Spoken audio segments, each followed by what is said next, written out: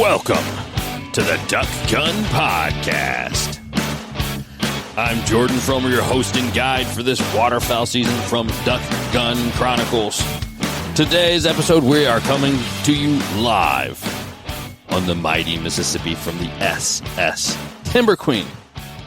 Early season teal hunting. And I'm here to give you guys a hunt update. So how you guys doing? Flying solo tonight. And, well, I just, a lot has happened since our last episode.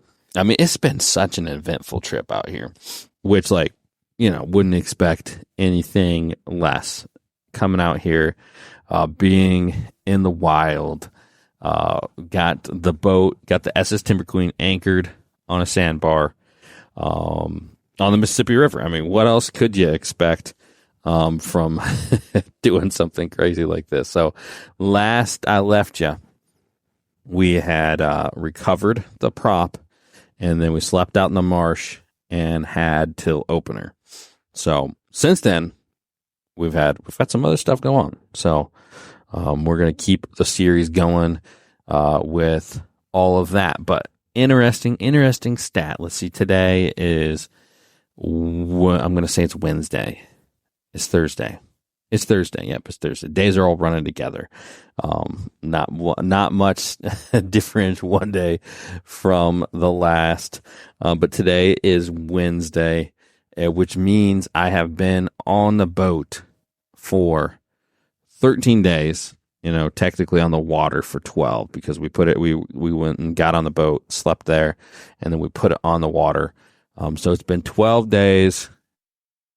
I haven't counted how many times I took a poop, but I have not used a toilet, and I think that's a record for my life, for probably since I was in diapers, a record for number of poops that have not been in a toilet in a row. So odd fact, but I will. Honestly, at first it was a little troublesome. I was a little uncomfortable. It was, oh man, this is just kind of annoying. It's kind of anytime you go on a hunt and you have to take a poop, it's not your favorite thing to do, but you're like, well, you got to do what you got to do. But it's I'm 15, 16 poops in now. It's just like a way of life, so it's kind of funny how you how easily and quickly you can adjust. The other thing is, this is probably a record too for longest I've gone without a shower. So we were supposed to get the shower working, and then, we did a lot of work for that. We bought parts, we docked it, we got water on our trip up here, and then it wouldn't work. A hunter, actually, when he'd, attached the fixture, for the water to come through, he missed the hole, and so it wouldn't come through. So we ended up, plan B, running a tube down the top of it in there. Well, still wouldn't work. And now we have the kitchen sink working, but not the shower. So what is this? 13 days without a shower, without a real shower. I have jumped into the river a handful of times. And as soon as I get done recording this, I'm actually going to do it again because, it's one thing when you're by yourself out here in the wild and just your dog. I'm not going to say his name. I almost did, but he'd be running over here, knocking over cameras and getting tangled in podcast gear if you even heard his name. Just chilling out here solo on the river, but we got other people coming. Zach's going to be here tonight for the second weekend of teal hunting. The only thing I've done is I've been able to take shampoo, scrub it under my, in the areas that need it to not get too detailed for the podcast audience. And then my hair and my pits, and then I jump in the river, swim around, get all the soap off, get out of the river with seaweed still hanging on my beard. And it's how clean are you? You got to be a little bit cleaner, probably a lot cleaner, a lot less smelly and sweaty.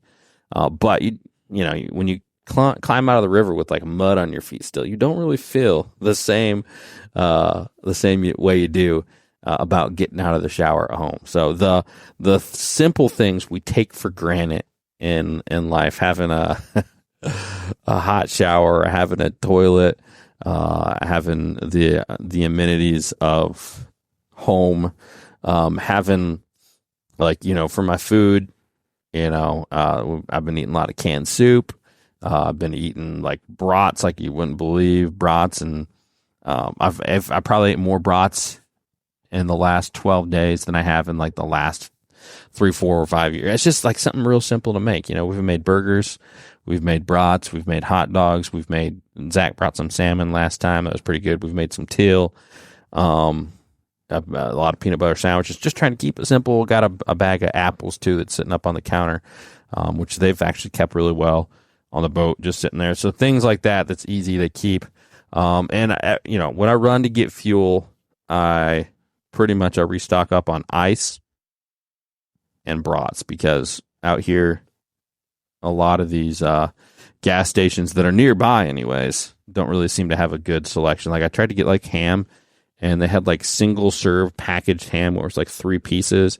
That's just kind of odd. I'm like, well, like whoever buys like like 3 pieces of ham at a time, so I can like, pay $1.50 for enough to make like a sandwich, and it's like a pretty thin sandwich too. So the food options have been a little bit limited, which is fine, totally fine. But when I get back home, I totally want like a steak or like some chicken or like some pork. Just some, I want some meat, I want some protein, I want some other options. Get back to some regular, I don't even know. It might be hard to go back to the normal routine, because I'm trying to remember what it was, but you kind of have a routine. And it's definitely, after 12 days doing this is my routine. This is like, I get up every day, I go either scout or go hunt super early in the morning, come back, usually work on some content stuff. I've been editing on my phone, believe it or not. Got a first couple videos edited. I'll try to get the third one done tonight too. And then, so I'll have a lot of this stuff. By the time you're listening to this, a lot of this stuff will be done. But, there goes a fishing boat right by, if you can hear it. That's the only people I really see is, guys, out here. I think it's a decent fishery out here on the Mississippi. While I'm scouting, I've done some fishing. I'll stop at a marsh and kind of sit there in glass and watch. And so I'll throw out like a worm out in the lily pads, and I've had some decent catches on bass, and I've thrown some off the back of the boat too. We caught some stripers. I've caught some stripers. I don't think anybody else has caught fish that's been here, but I've probably caught like a dozen fish. Haven't really filmed that or talked about it much, but that's kind of nice supplemental activity that I've been doing as well. But it's definitely peaceful, I will say, to be out here. And just, it's also it's so different, because I feel like life when you live in a house is so climate controlled, right? You set your thermostat to like 70 degrees or whatever, and if it gets colder or hotter, you're just kind of always at that temperature. And so out here, I'm just to the whims of Mother Nature. I got the windows open if it gets really hot, and if it gets really hot, you get really sweaty. And if it gets cold, I enjoy the cold, so that I'm glad for that. I'm still walking around in Crocs in like 50-degree weather, so it's been an experience. It's been fun. I'll go out on a limb and say I don't think I'll ever spend 2+ weeks at a time, which would be barely 2+ weeks, like 15 days or whatever, all said and done, on the water. I don't imagine the rest of my life I'll spend 15 days straight out in the water. So I'm trying to like soak it in and realize like what an experience this is to be able to do this, and like live like like it's almost like it'd be like some people live like this, live in a houseboat on the river. And it's kind of cool, but I definitely am ready to see my wife and kids for sure. So I'll be glad to see them, but I'm not taking the last few days of this trip for granted either, because we got some teal to kill. We got some cool content to make. We got some podcasts to do, and I'm going to take every last minute of this for all it's worth, and then I'll be ready to see my wife and kids at the end of this, and I know they are too, because they've been sending me videos and messages of them back at home too. So back to the hunting. That's kind of the general update from the boat and life on the boat and what it's been like. But we got to get to that stuff. But before that, let's get a quick word from the partners of podcast. So first off, like to give a big thanks to Dirty Duck Coffee. Yes, Dirty Duck Coffee, making premium coffee by duck hunters for duck hunters. Great family-owned company out of Missouri. And I mean, I've been able to make that out here on the boat. We got the electric generator. Coffee maker runs like 875 watts. So that thing's strong enough to actually make some coffee. And I've been saying, this is kind of my claim on it. You know, the other stuff I've drank my whole life, I feel like I struggled to drink black. Their coffee, premium coffee, it's just better. And I mean, I can drink it black. I prefer to drink it with some heavy cream in it. And that's what I've always done. Heavy cream, no sugar, and coffee.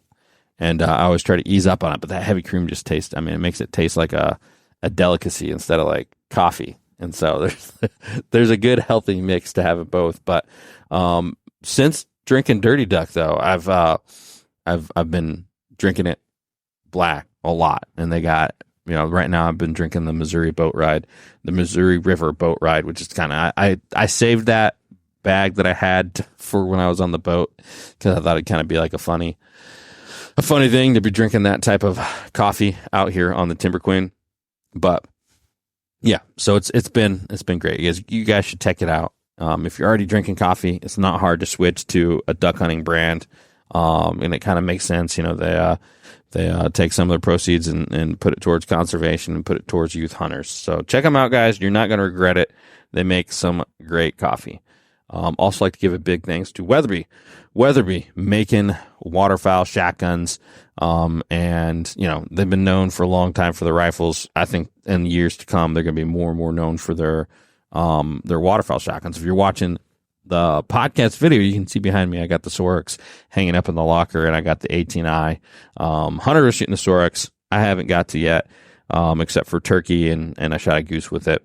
And then for teal, I've been shooting the 18i, which it's been great. It's been awesome. So I love that gun. I love the look of it. I love everything about it. So when you're in the market, guys, be sure to check out Weatherby. When you're in the market for your next waterfowl shotgun, there's just not really another company that I know of that's put as much innovation into waterfowl shotguns in the last handful of years, and they got some really cool options. Also, we're talking about guns and ammo, guys. I've been shooting Flight Day ammunition. Flight Day ammunition, premium bismuth, again, small family-owned company. Ben, great guy over there. And he's doing his best. He's you know, since we've been promoting it and all that, I mean, he's been running crazy, keeping up with all you guys putting in the orders, and you know, we're getting great feedback from you guys as well, and on using it and loving it. So it's some great premium bismuth that he makes, and as far as I know, if you use the code DuckGun over there, it's the cheapest priced, the most affordable priced bismuth on the market. And that's really what he's just trying to get it out to people in an affordable way. So use that code with it, DuckGun, and you're going to get a discount. If you get to $100 on your order, if you get up to that, you're going to get free shipping. I think that's like, you know, I can't remember the numbers on that. If you get a case, for sure, it's more than that. And then a certain number of boxes will get you to that. And, you know, if you're going to get to 2, I think it's 2, it might be 3. I don't know. We'll have to jump on the website to check to get those numbers right. But check them out, guys, over there. It's flightdayammo.com. Again, code DuckGun. All my codes are DuckGun now, which is awesome. So, all right. That wraps it up. Big thanks to everybody. Oh, I guess we should mention Patreon again. Patreon.com, guys. Patreon.com/Duck and Chronicles. We're giving away a hunt for one of you guys to come on the S Timber Queen. We're going to be roughing it. as we are every time, but we're going to be getting after the birds and having a fun time. So we're going to be doing the drawing at the end of September, and we're going to get one of you guys to come out here and hunt with us on the Timber Queen. So real excited for that. And yeah, so there's a lot of other stuff over there on Patreon, behind the scenes videos, which maybe I've been lacking a little bit since I left, been off the grid a little bit.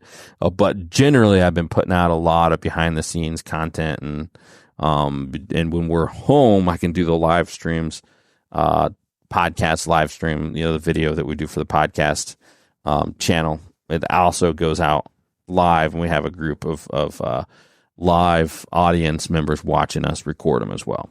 And that's only for the Patreon group. So patreon.com/Duck and Chronicles. And definitely appreciate anybody who jumps in there and your support. Alrighty, let's get back to the hunt. So day 2, we're back to day 2 of the teal hunting. And yeah, so we ended up splitting up for day 2 of the teal hunting, and we made teams. It was the A squad versus the B squad is kind of how we started, kind of poking fun at me and Hunter versus Zach and Alec. And then we came up with different names. I can't remember. We came up with the No Headlamp crew, which is Zach. And then he kept using his headlamp. And if you guys watch the overrated, underrated episode, which a bunch of people, we got a lot of good feedback. Everybody loved that episode because there was a bunch of funny things that were said in it and wild takes, I feel like, especially from young Padawan. And one of his is that headlamps are overrated. So we're trying to get ready for the hunt.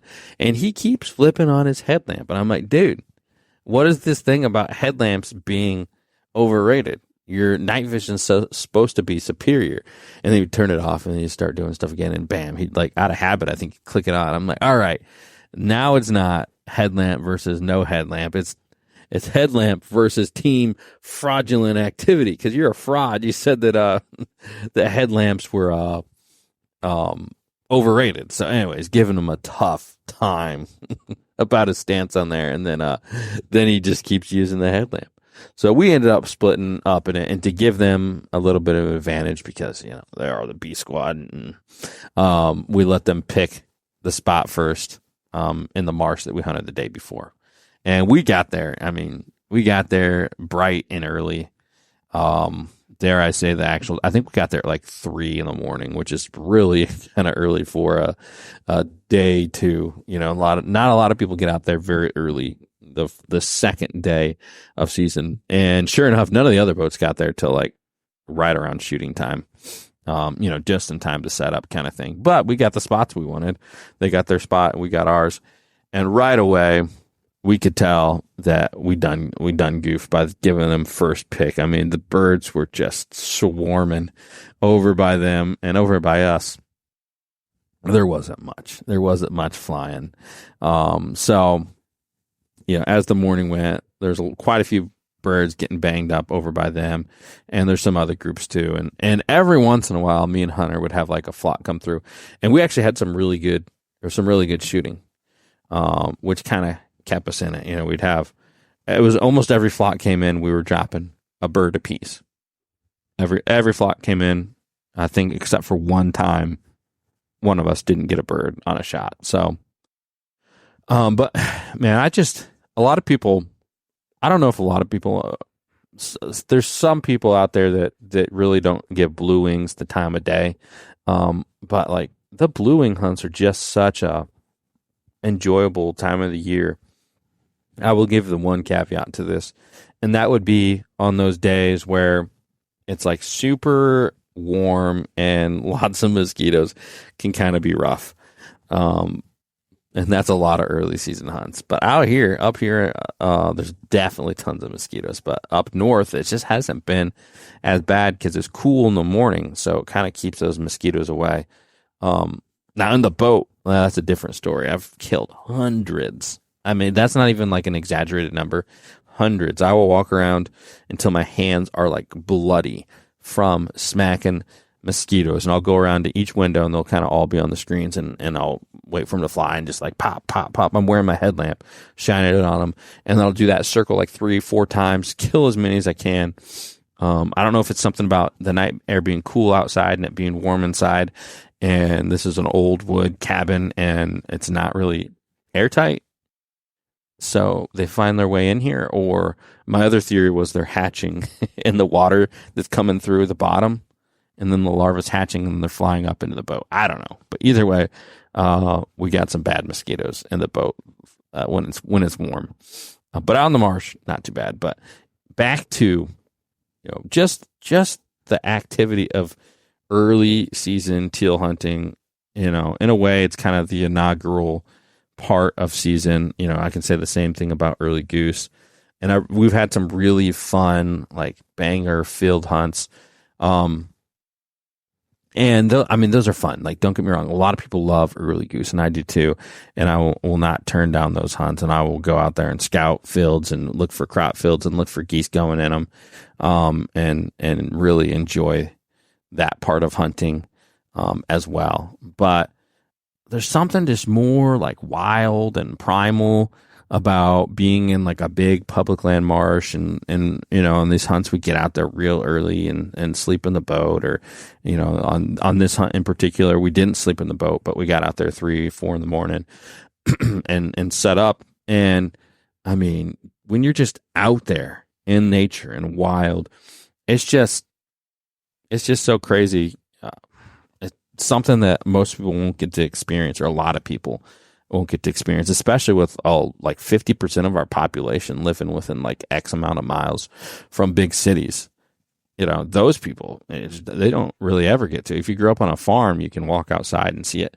But even there, most of America is still close enough. You get a lot of light pollution. So you get out to a place like this in the wild, in the marsh, and you look up at the stars, and it's awe-inspiring. So I love that part of it, and even here doesn't compare. Like probably the craziest place I've ever been for seeing stars like that is up in UP, Michigan. I'm thinking like last year, or maybe it was 2 years ago, when me and my dad went up there and we met our buddy Brandon.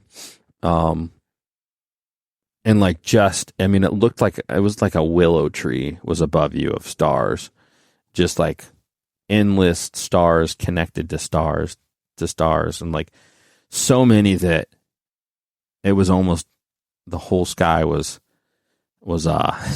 completely like connected with stars. And so this is similar, but still not as much as like some of those places, which is crazy.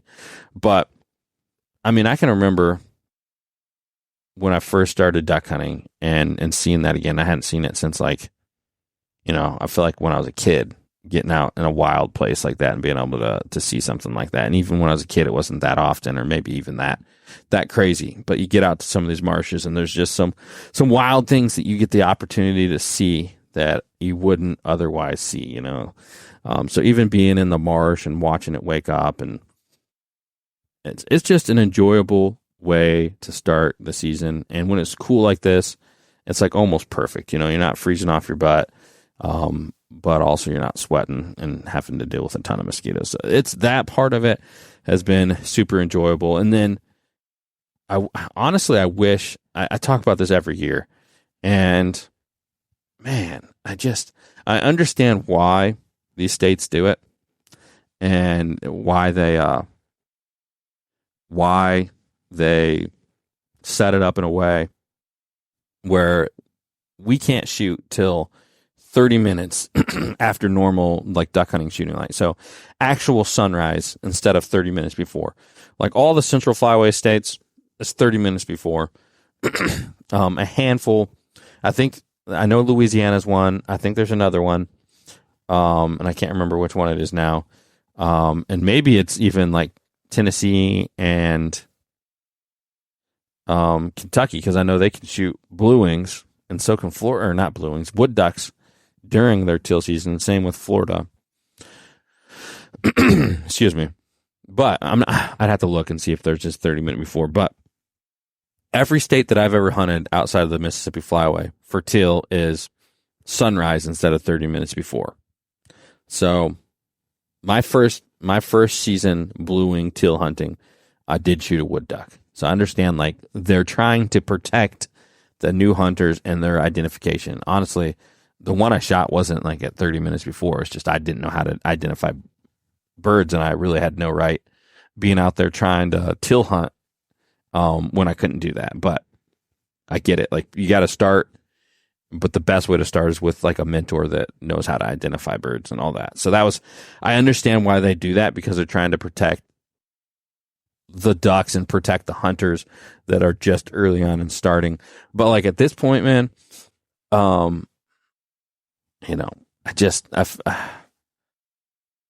feel like you got to give responsibility. I don't know. It's a tough one.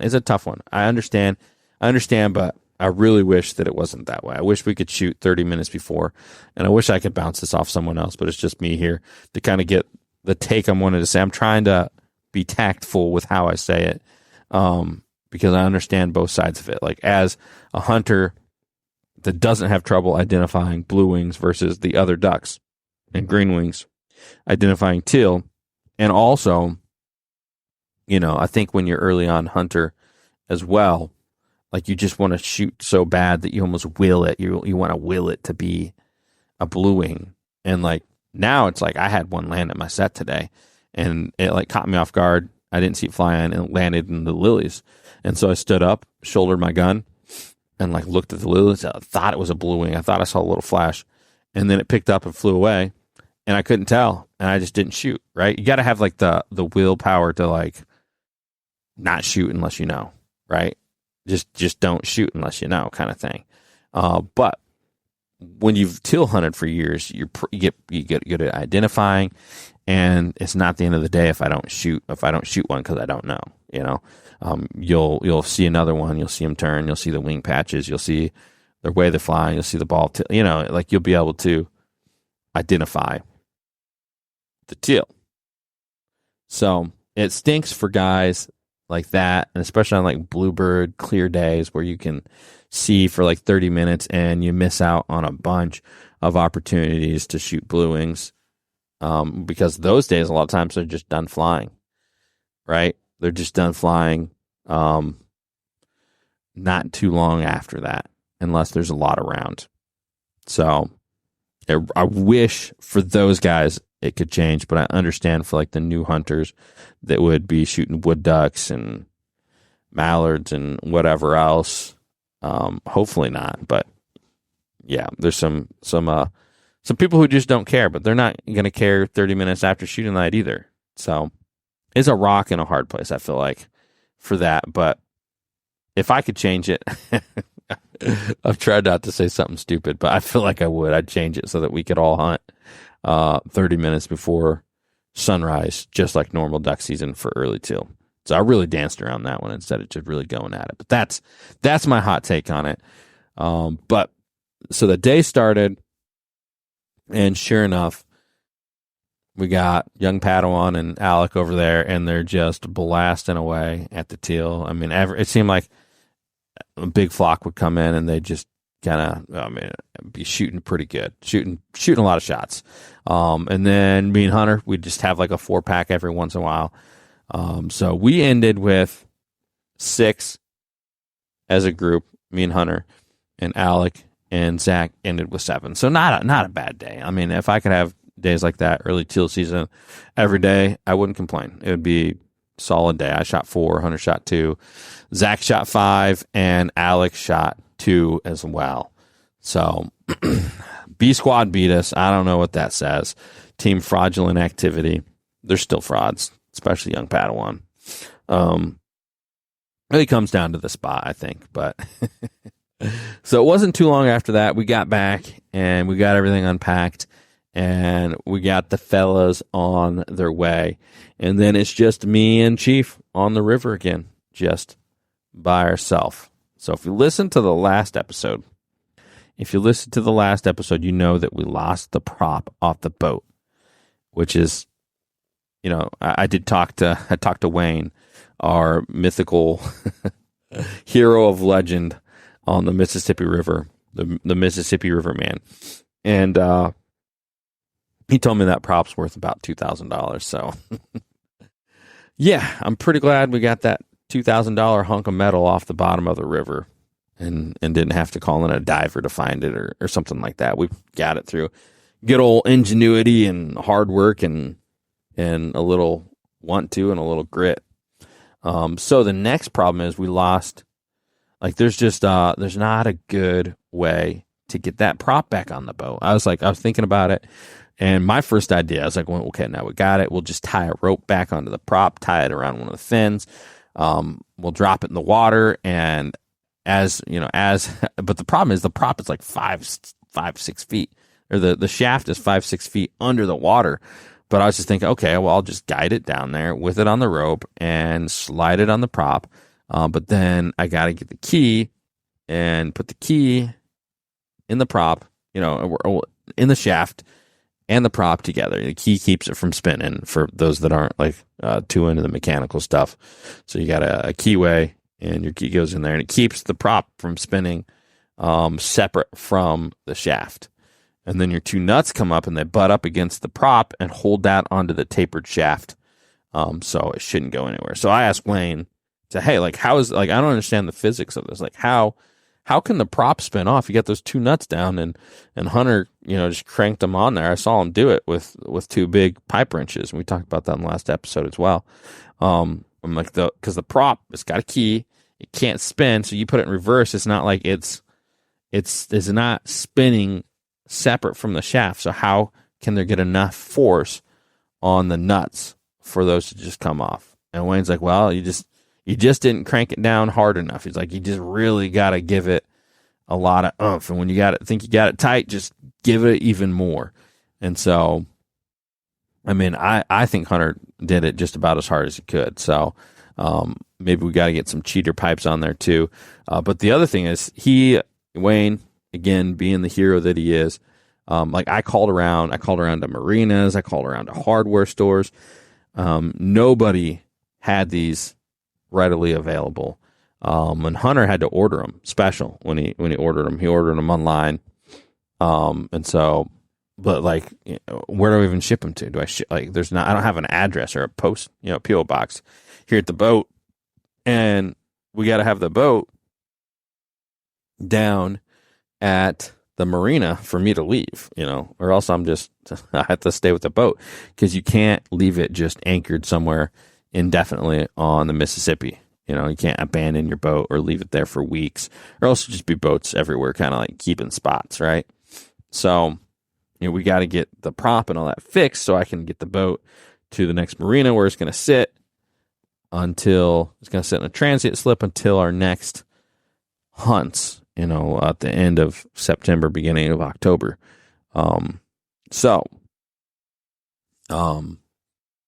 Wayne, being the the man of legend that he is, he had them available. He had them at his shop. So he had the right size, the right thread, everything. I mean, I believe I haven't dove down in the water because I don't want to drop one of these. I'm waiting till the right time. So he had the right tools for it. He gave them to me. I was like, hey, how much you want from? Oh, you can just have them. He gave me 2 sets. We got a spare one. We got. He's also said that we need something called a jam nut, which is like a smaller version of the larger nut.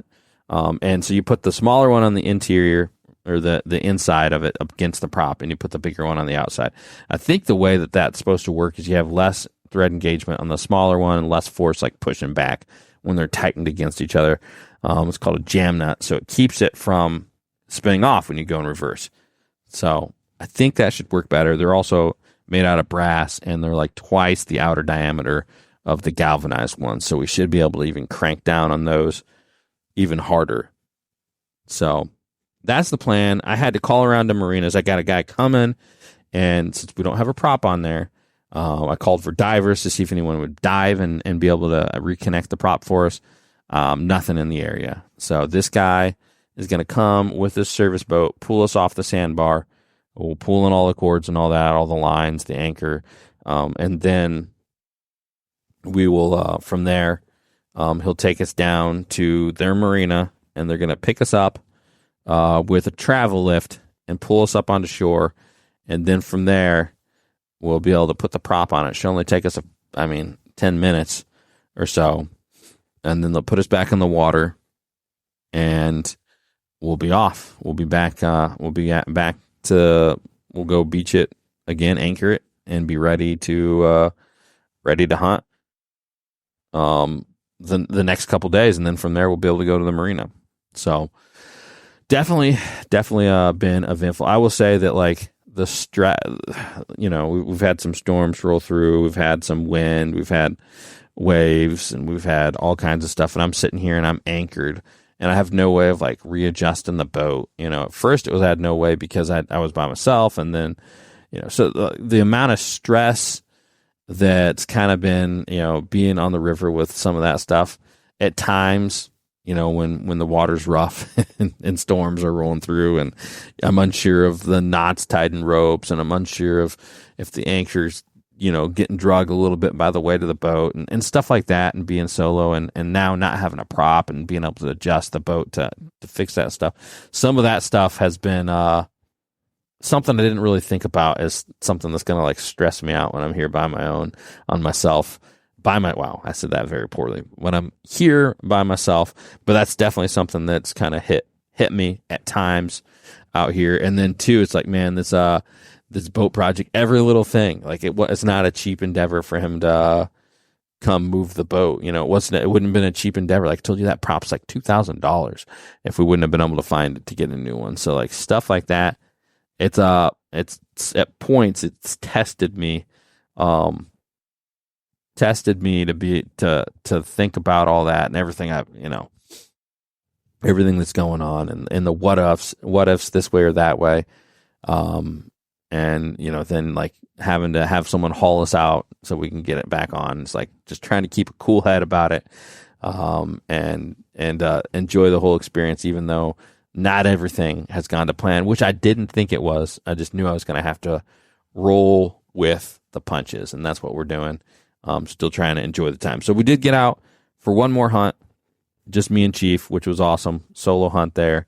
We had 4 blue wings come in, 2 pairs, and we got 2 out of it. Chief did great on the retrieves. You can kind of see him really coming into his own a lot. And so that's impressive to see.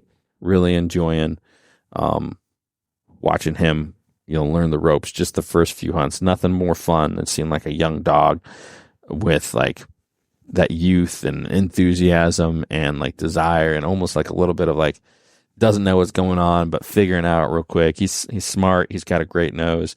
He's got great drive. He's a very well-mannered, well-behaved dog. So all good things to say about him. And I get asked this all the time, but he's from Southern Oak Kennels, and I got him from the Great Lakes kennel just up north of me, like an hour and a half. So, and then, last thing, I went scouting, and I scouted forever because obviously, we're shooting 2-teal on the last day. The bird numbers are a little bit dwindling, but we've had just like straight south wind. So I don't think any new have pushed in. I scouted forever and didn't find nothing. I didn't find nothing. So my scouting here has been very poor. It has not gone great. So it's been poor scouting, results, but you got to do what you got to do, roll with the punches. We've definitely shot some birds, had some fun. Got retrieves for Chief. Now Zach's coming back tonight. He'll be here in a few hours. So yeah, we're going to keep after him. We got a strong north wind coming. And it's supposed to switch to that. It might be switching right now as we speak, but this evening, and then it's going to stay north wind. That's Thursday night. It's going to stay north wind all day Friday.